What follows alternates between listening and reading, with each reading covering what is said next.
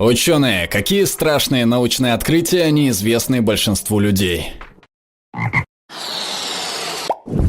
Многие люди могут быть носителями коровьего бешенства, не зная об этом на протяжении десятилетий. Коровье бешенство в 1980-е и 1990-е было вызвано тем, что коровам скармливали останки других животных. Затем люди ели говядину и потребляли прионы, белки, которые способны разрушать человеческий мозг. Считается, что многие люди, возможно, до сих пор являются носителями прионов, но не догадываются об этом, пока не начинают испытывать симптомы болезни Крейцфельда-Якоба, которые могут проявиться через 10-50 лет после употребления зараженного мяса. Болезнь имеет длительный инкубационный период. Можно также заразиться прионами при переливании крови. Поэтому всем гражданам Великобритании, которым делали переливание крови и ее компонентов с 1980 года по 2004, не позволяют становиться донорами крови. Как только проявляются симптомы, когнитивные нарушения, потеря памяти, галлюцинации и так далее, обычно через несколько месяцев наступает смерть. От этой болезни нет ни лекарства, ни лечения. Ночное небо – это лишь иллюзия, поскольку звезды не прикреплены к куполообразной структуре. Когда вы смотрите на звезду, эта звезда может быть на расстоянии в 80 миллионов световых лет от вас, что значит, что свету этой звезды потребовалось 80 миллионов лет, чтобы достичь Земли, а значит, сегодня ее уже там нет. То есть вы смотрите на ночное небо, каким оно было 80 миллионов лет назад. Но как выглядит ночное небо сегодня? Существует теория, что мы можем изобрести что-то, что может двигаться быстрее скорости света, пересекая расстояние в миллионы световых лет за несколько дней, недель или месяцев. Так мы сможем увидеть прошлое планеты, как по ней ходят динозавры. Путешествие во времени реально, просто у нас нет достаточно продвинутых технологий для этого. В мире осталось в среднем на 70% меньше насекомых, чем было 40 лет назад. Мы реально приближаемся к тому времени, когда весной будет столько же насекомых, как и зимой. Кто-то может сказать, что и вредителей будет меньше, но беспокоиться стоит не о них. Насекомые-опылители жизненно важны для многих культур, и вскоре мы можем столкнуться с серьезными проблемами с запасами некоторых продуктов. В последние годы в Китае возникли проблемы с посевами яблок и груш до такой степени, что в некоторых областях страны растения опыляли вручную. Кроме того, насекомые являются базовым уровнем некоторых пищевых цепей, и их исчезновение обернется проблемами для более высоких трофических уровней. Супергонорея устойчива к подавляющему большинству сильных антибиотиков, включая фторхинолоны и макролиды. Гонокок постоянно мутирует, чтобы противостоять действию антибиотиков. Было много сообщений о появлении супергонореи в Австралии, Англии и других странах. И что же случается, когда кто-то заболевает неизлечимой гонореей? Они умирают? Если обычную гонорею не лечить достаточно долгое время, то, скорее всего, она может распространиться до суставов и сердечных клапанов, что звучит довольно неприятно. Могу предположить, что после этого здоровье и иммунная система человека будут достаточно расшатаны, чтобы подхватить какую-нибудь другую болезнь, любая из которых может привести к смерти ослабленного организма. Широкое злоупотребление антибиотиками приводит к возникновению супербактерий, устойчивым ко всем известным человечеству антибиотикам. В то же время разнообразие микробов в человеческом организме в странах первого мира сильно сократилось. Это приводит к росту аллергий, астм и болезней ЖКТ у населения, поскольку не все микробы одинаково вредны. Многие бактерии весьма полезны для здоровья. Они производят витамины в нашем кишечнике, защищают нашу кожу от вредных микроорганизмов и помогают нам переваривать пищу. Чем больше антибиотиков и антибактериальных продуктов мы используем, тем больше уменьшается микробиота в человеческом теле. Таким образом, супербактериям становится легче заселить организм человека. При разнообразии микробиома микробы-резиденты победили бы инфекцию легче. Апокалипсис из-за крупного коронального выброса массы Солнца. Представляют собой гигантские объемы солнечного вещества, выбрасываемые в межпланетное пространство из атмосферы Солнца в результате происходящих в ней активных процессов. Считается, что когда произойдет достаточно крупный выброс, это происходит раз в 500 лет, если не раньше, то он будет настолько мощным, чтобы вырубить все электричество и телекоммуникационные системы по всей Земле на несколько дней, месяцев или лет, уничтожив электрические сети, спутники, систему глобальной навигации, интернет, телефоны, транспортную систему, банковскую систему, все что угодно. Самым значительным за последнее время примером этого явления стало событие Каррингтона 1859 года. Геомагнитная буря вызвала отказ телеграфных систем по всей Европе и Северной Америке. В наше время это привело бы к катастрофическим и совершенно непредсказуемым последствиям. Например, каковы будут последствия выброса вредных веществ в окружающую среду после того, как миллиард небольших пожаров из-за коротких замыканий воспламенит тонны полимеров и воспламеняющихся веществ. Полный выход из строя системы доставки продовольствия запустил бы 6-недельный обратный отсчет до голодной смерти. И притом, к сожалению, подавляющее большинство жителей моей страны как минимум не имеет каких-либо навыков выживания. И для того, чтобы понять, что делать, они в первую очередь потянутся к своим неработающим телефонам. Не пройдет и недели, как эти чертовы любители гипермаркетов будут охотиться на своих соседей. Вот увидите. Ударный кратер от астероида или метеорита диаметром 36,5 километров был обнаружен в Гренландии недавно, в ноябре 2018-го, в результате таяния ледяного щита в этом районе. Этот кратер может быть довольно свежим, в теории ему может быть всего 12 тысяч лет. Если это правда, то это полностью меняет наше представление, первое, о том, насколько часто происходят массовые вымирания, второе, в целом об истории человеческой цивилизации. Внезапно мифы о всемирном потопе, памятники древности, пирамиды, сфинкс и прочие загадки начали выстраиваться в теорию об уничтожении популяции планеты и тысячелетнем цикле утрат знаний и их восстановлении. Общий искусственный интеллект, AGI. Другими словами, цифровой компьютер, который является сверхчеловеческим во всех когнитивных задачах. Эволюция наделила людей своего рода общим алгоритмом обучения, но он внедрен в очень медленный биологический компьютер с низкой скоростью ввода-вывода. Разговор, постукивание пальцами, чтение и так далее. Когда мы сможем внедрить этот алгоритм в кремний, то есть компьютерный чип, есть высокая вероятность того, что он превзойдет человека в течение нескольких дней или меньше. Разрыв будет таким же, как между человеком и комаром. В таком случае искусственному интеллекту даже не обязательно быть злым, чтобы уничтожить все человечество. Как выразился Макс Тегмарк, настоящий риск с общим искусственным интеллектом – это не его жестокость, а его компетентность. Сверхразумный искусственный интеллект будет чрезвычайно хорош в достижении своих целей, и если эти цели не совпадут с нашими, у нас будут проблемы. Последствия этого затронут всех. Это в корне изменит игру. И многие ведущие эксперты считают, что это может произойти в следующие 10 лет. Я не ученый, но недавно узнал, что в моей стране вероятность того, что один человек из 2 заболеет раком, очень высока. То есть, по сути, у половины населения в течение их жизни диагностируют ту или иную форму рака. Когда я говорю об этом людям, никто не верит, что это реальные цифры, хотя я показываю им источники, из которых я беру эти данные. Это потому, что люди в наше время живут очень долго. Рак – результат старения, клетки организма в конце концов портятся и появляются раковые клетки. Поэтому фактически это признак того, насколько хорошо мы живем.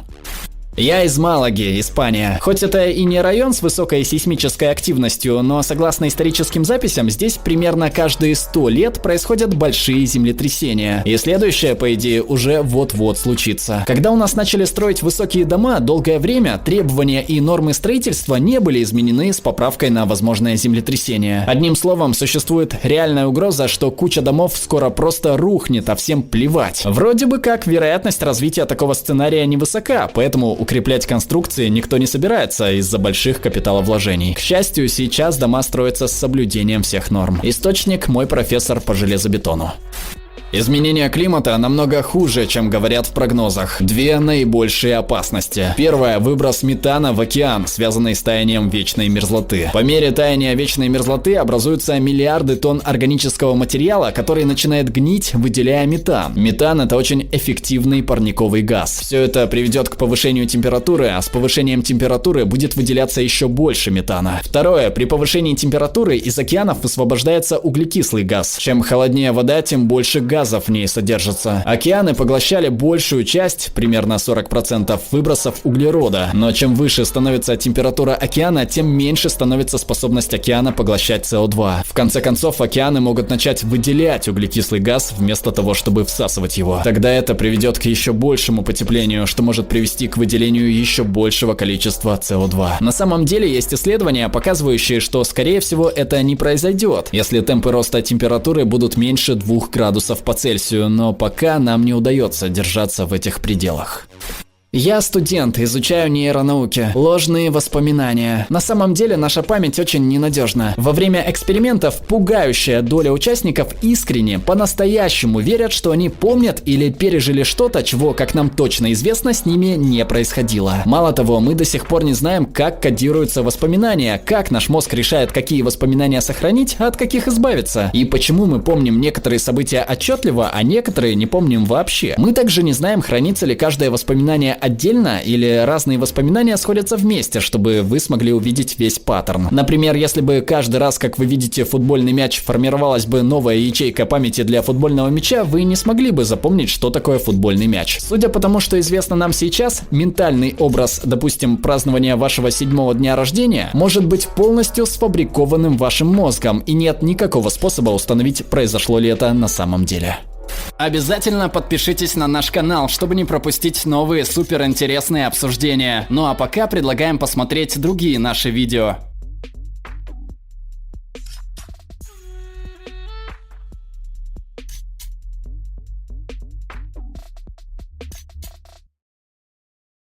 All right, everyone's presentations are done. Nick, the manager, said as he tried to move the discussion forward. Excuse me, I haven't. I recently found out something. Nick interrupted me and began to speak. There's apparently someone in this department who didn't graduate high school and is just a part-timer. Meetings should be for employees only. Absolutely right. His lackey, Mike, of course, agreed with Nick. I'm leaving. After leaving the meeting room, I started to shut down my computer. I noticed that an email had arrived, not in my personal inbox, but in the company's shared email. Thinking, there's no point in speaking up, no one will listen, I went home quietly. The next day, I heard a commotion from Nick's desk. He was staring at his computer screen, his face pale. Nick! Is something wrong? Mike looked at the screen with him. And he turned even paler than Nick. Why is he so angry? Knowing the reason for Mike's distress, I thought to myself, serves them right. My name is Adam. My mother passed away when I was in the 9th grade, and I was raised by my father. Well, you could hardly call it being raised. After my mother passed, my father changed. He drowned his sorrows in alcohol, and though he still went to work, he squandered our living expenses on horse racing. Because of that, I had to start working part-time as soon as I entered high school. Every month, I went to the convenience store with bills in hand that couldn't be auto-deducted from my father's account. Even though I endured it because I didn't want to be alone, I reached my limit in my 2nd year of high school and dropped out. I found a live-in job at a distant inn. Thank you for everything. The day I left home, my father, still staring at the TV, spoke. Take care. That was our last conversation. Back then, 18 wasn't the age of majority, so I needed my father's permission to work, and I couldn't hide my place of employment. Yet, my father never visited me even once. I kept working just to survive, and before I knew it, I was 42. Years of hard work paid off, and I was transferred to the headquarters. I was thrilled to be recognized by the company, as I thought I'd be working in the field until retirement due to my lack of formal education. Listen up. Our work can change the future of our employees. Don't drag us down. On my first day after the transfer, Nick, dressed in an expensive suit, spoke sternly. There was a reason for this. Our inn was located in a prominent tourist destination, known so well that everyone in the state could sing its commercial jingle. At its peak, we had 5 locations within the state. But that was long ago. Due to financial difficulties and aging facilities, only the place where I had worked for many years and the original establishment remained. I was prepared to lose my job anytime, but now there was a glimmer of hope. With the rise of social media, the tourist area where the inn was located started gaining attention again. Depending on how hard the sales department, where I was transferred, worked, we could either thrive or be forced to give up this prime location to the new hotel chains continuously popping up. For Nick, who had switched careers from another industry to strengthen our sales, this was a battle he couldn't afford to lose.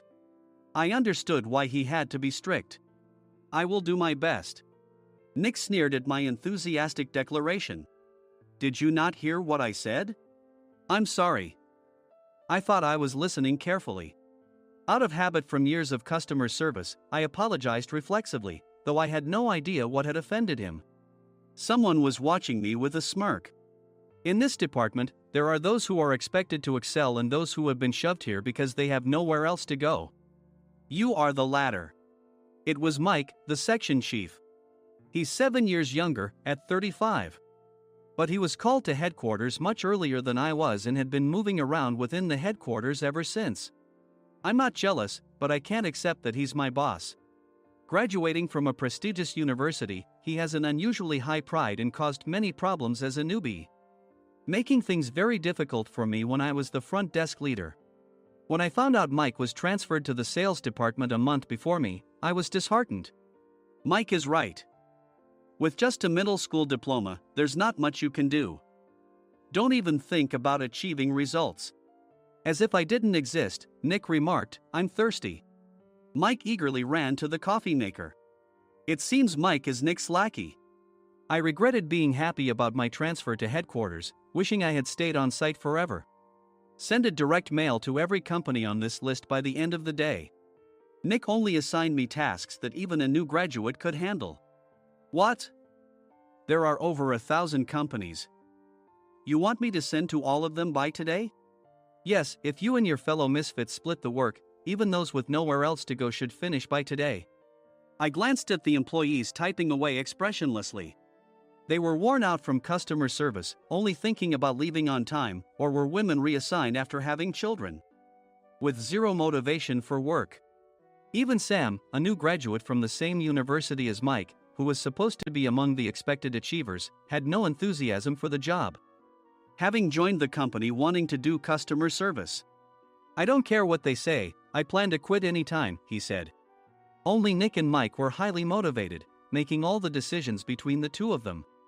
I originally only wanted to work at the inn to survive and had no particular attachment to this job. I swallowed my words, thinking I had no right to reprimand them. About a month after the transfer, Nick told us with a frustrated look. To commemorate the 50th anniversary, we've decided to create a plan exclusive for one group per day.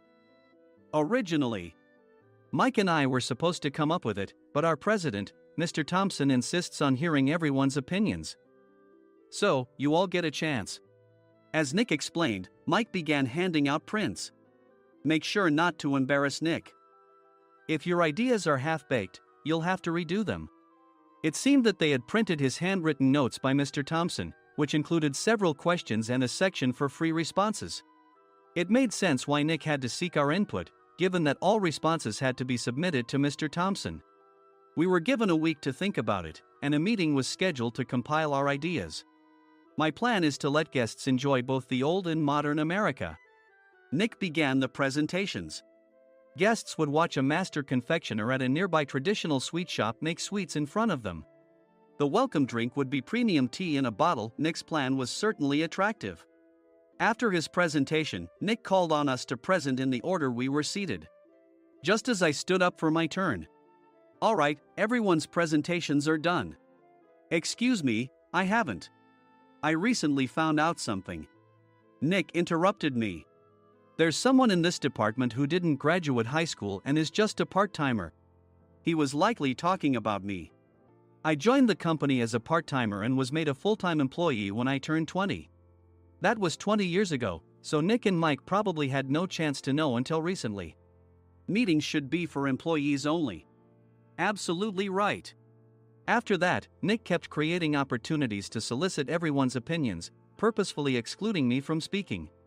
The meeting unexpectedly heated up and went past the scheduled end time. A few people asked to leave, and the discussion continued with the remaining few. Still here? Normally, you'd leave in that situation. Though I had no attachment to the job initially, hearing kind words from customers made me want to make them happier. For someone like me, with nowhere to go, the inn was my home and customer service was my life. I felt pathetic about my current self. I'm leaving. I left the conference room and started shutting down my computer. I noticed an email had arrived, not in my personal inbox, but in the company's shared email. Thinking no one would listen to what I had to say anyway, I quietly went home. The next day, while preparing the DM as instructed, I heard a commotion from Nick's desk. In his haste to stand up, he hit his knee on the desk. He stared at his computer screen, his face pale. "Nick? What's wrong?" Mike, thinking he should be the first to rush over, approached Nick while still wearing his coat. He peered at the screen with Nick. And he turned even paler than Nick. Why is he so angry? Who is responsible for this company? Nick, more irritated than ever, asked, and Mike answered without checking. Probably Sam. Sam wasn't there because he was attending a morning training session for new hires. Nick gave up on getting angry and returned his gaze to the screen. They were looking at an email that arrived right after the end of the working day yesterday. Apparently, no one, including me, had checked it before leaving. The email was from a large company that used us for their annual employee trips. The president and executives of that company also frequently used our services personally. President of the company, Mr. Mason himself, had declared that neither he nor his company would ever use our services again. Well, some companies cancel their employee trips or stop using our services due to financial struggles. Let's just move on. Mike kept wiping the sweat from his forehead with a handkerchief. Knowing why Mike was so agitated, I quietly watched their interaction. Do you know how much revenue we get from that company? We can find other guests to fill the rooms, but we'll lose the banquet costs, gift shop revenue, rental car fees, and more. Moreover, the gifts were supposed to be prepared by the traditional confectionery shop involved in Nick's proposed plan. If it's known that we incurred such a huge loss at this critical time, Nick's position in the company would be jeopardized. Nick took a deep breath, seemingly trying to calm himself. All right, Mike. Go to New York right now and apologize to Mr. Mason. What? You're coming with me, right? I have urgent work to do. I trust you, which is why I'm entrusting this to you. Please. Mike, believing Nick's sincerity, agreed with a determined look on his face, saying, yes. That's Nick for you. Even if Mike went to apologize, Nick would shift all the blame onto him if the client didn't change their mind. Well, it was Mike's fault to begin with, so it served him right. About 3 hours later, Sam answered a call from somewhere and repeatedly apologized, saying, I'm very sorry. Everyone watched to see what was happening. After ending the call, he informed Nick with a weary tone. When Mike arrived at the client's company, he only made things worse, further infuriating Mr. Mason. He was demanding, get his boss here immediately. It was no wonder Sam was exhausted, dealing with such a call right after returning from training. What is that idiot doing? All right, Adam, you're coming with me. If sacrificing Mike didn't work, then I must be next. Normally, I'd want to refuse at all costs, but I saw an opportunity in this situation. If I can be of assistance, I'd be happy to join you. I obediently followed Nick, and we flew to New York. When we introduced ourselves at the reception, it became clear how serious the situation was, as the receptionist personally escorted us to the president's office. Angry voices leaked through the door, making both Nick and me uneasy. Excuse me. I'm Nick, the supervisor. I understand my subordinate has caused you trouble, and I deeply apologize. Nick, with his experience in the corporate world, knew enough to offer an apology before excuses. However, his customer service skills left much to be desired. I sighed as I saw Mike trembling like a small dog in the corner of the room. What kind of training are you giving your subordinates? Mr. Mason glared at Nick with a red face. The intensity of his gaze made even Nick take a step back. Regrettably, I joined this company only 2 years ago and was unaware of Mike's issues. I should have identified his shortcomings sooner. Indeed. I should have realized sooner. No sensible person would come to apologize and then give a lengthy presentation on the drawbacks of not using their in. Nick froze, his mouth slightly open. Suspecting the worst, I picked up the documents that had fallen to the floor. It seemed Mike hastily prepared these documents on the plane, listing the disadvantages. Disadvantage 1, if you change the venue for the company trip, employees might suspect it's for cost-cutting reasons, leading to a negative impression. Reading it aloud half-jokingly, Nick snatched the papers from my hand and checked the contents with a furious expression. Among the stack of documents was a receipt from a nearby convenience store's copy machine. I felt a pang of dread, hoping he hadn't shown the receipt as well. What do you think he said when I asked what kind of nerve he had to do this? I'm very sorry. Faced with the dire situation, Nick must have thought there was nothing left to do but apologize. In a voice smaller than I'd ever heard from him, he uttered words of apology. He said, "I'm a Harvard graduate. I don't believe I said anything wrong." Mike! What have you done? Forgetting his plan to pin the blame on Mike, Nick yelled loudly, even in front of Mr. Mason. "I didn't do anything wrong." "You're still saying that? Look at him." Mike pointed at me with a shaking hand. "I was assigned to headquarters in my 20s and now I'm a section chief. This guy only made it to headquarters at 42. Everything I've done proves I was right. So why are we losing the contract?" Having said his piece, Mike collapsed to the floor. "Of course. You were sent there because you had nowhere else to go." Mike never expected to hear such words from someone he looked down upon. He lunged at me, and Nick hurriedly stepped in to stop him. "Mr. Thompson told me Mike is a quick thinker, and to take good care of him." There's no way he was pushed aside.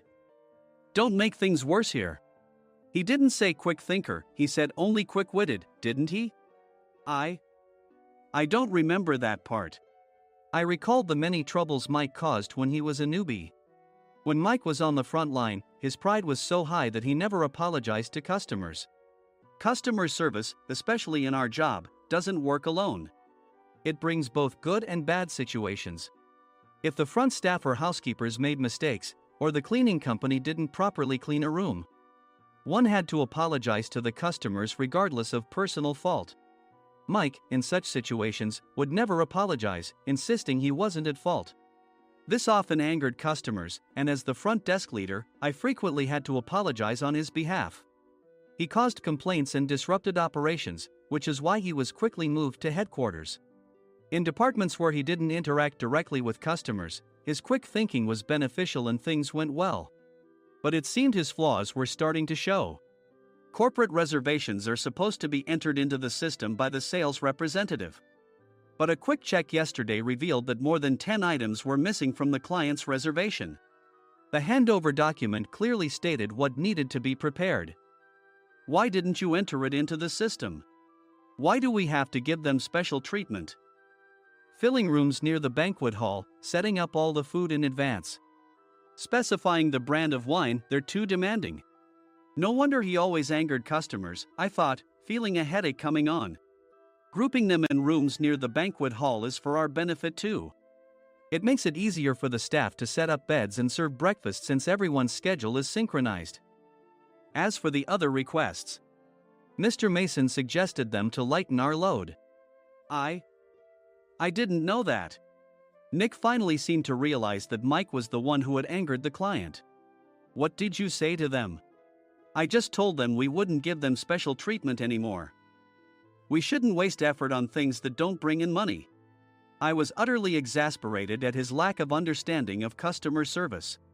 Of course, we shouldn't comply with unreasonable demands. But carrying over successful practices from past stays makes customers feel remembered and enhances their experience. Good memories encourage repeat visits. That's part of our job. I looked down at Mike, who was sitting on the floor. In our job, nothing is a waste. Mr. Thompson likely moved you to the sales department, hoping you'd finally understand this. How do you think he feels now that you've failed to meet his expectations?